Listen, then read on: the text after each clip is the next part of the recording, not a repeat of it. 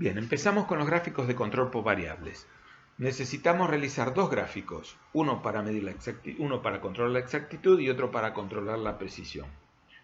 Entonces, con las medias, medianas, rangos y desvíos estándar tenemos 4 combinaciones posibles. Además, la forma en que se miden los límites de control utiliza lo que se conoce como la regla de las 3 sigmas.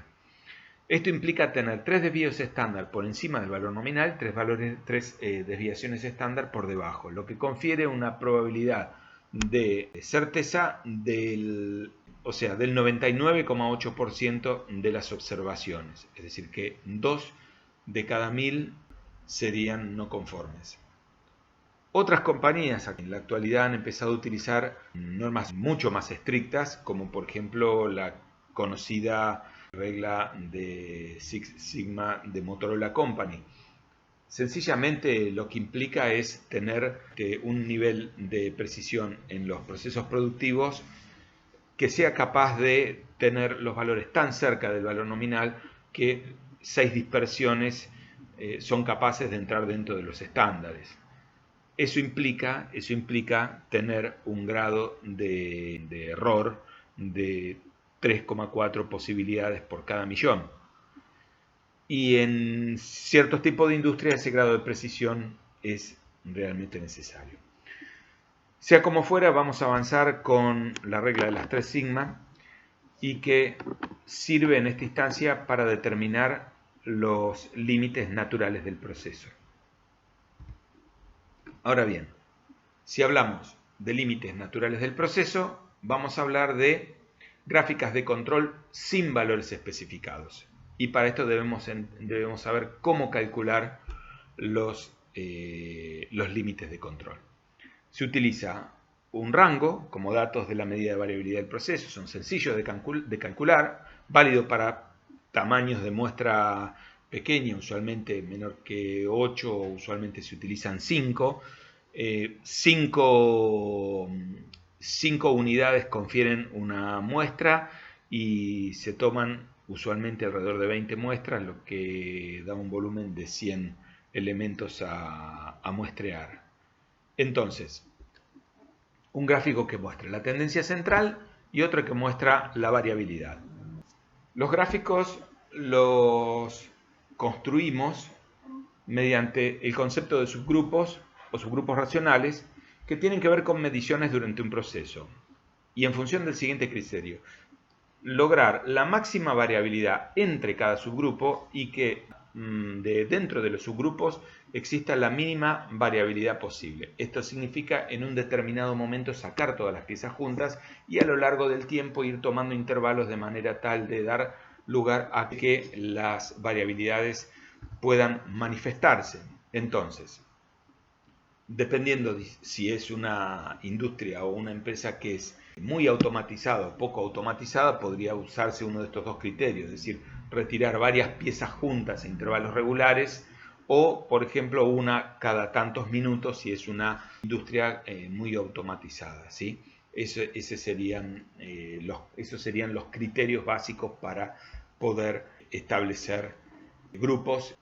Nosotros en cada medición tenemos una cantidad determinada de piezas, obtenemos el promedio, obtenemos el rango, a partir de esto observamos la media y el rango en cada uno de los subgrupos, calculamos el valor medio, lo cual nos dará el valor nominal, y calculamos el rango medio, lo cual nos dará también el valor nominal del rango para poder calcular o para poder construir los gráficos de control.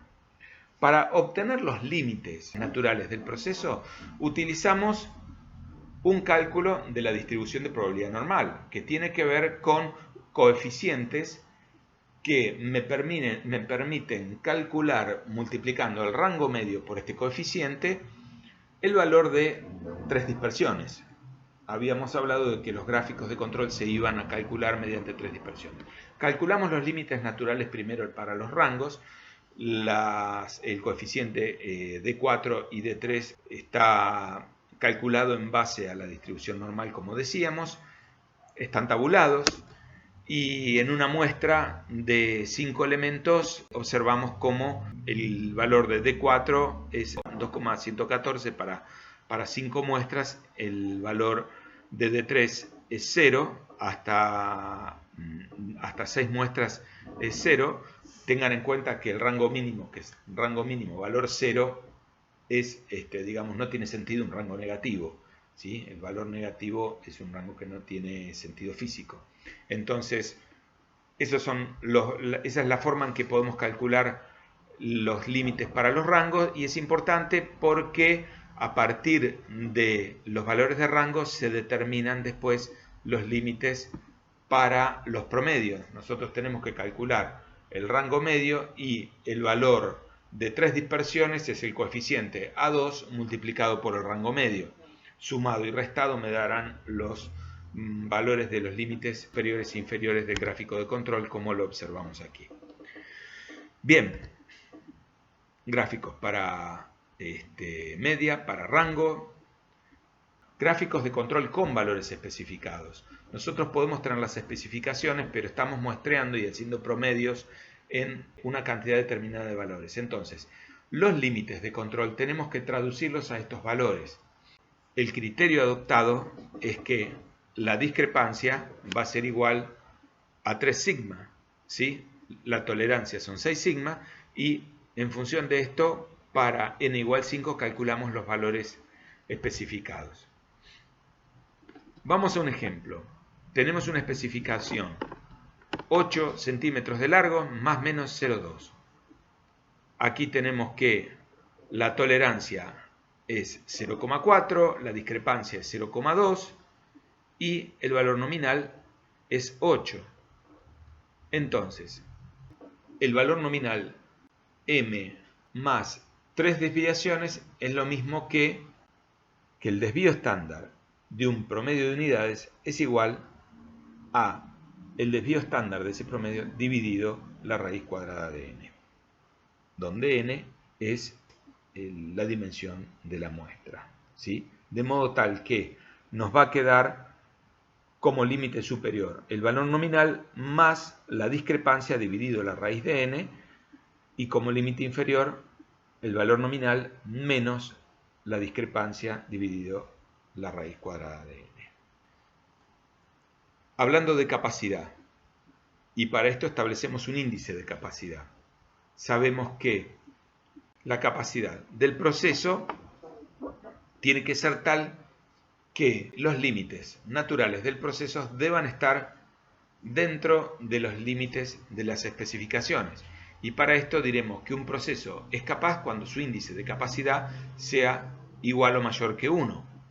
Se utiliza un coeficiente de seguridad de un 30%, entonces decimos que el proceso va a ser capaz y robusto cuando esté por encima de ese 33%.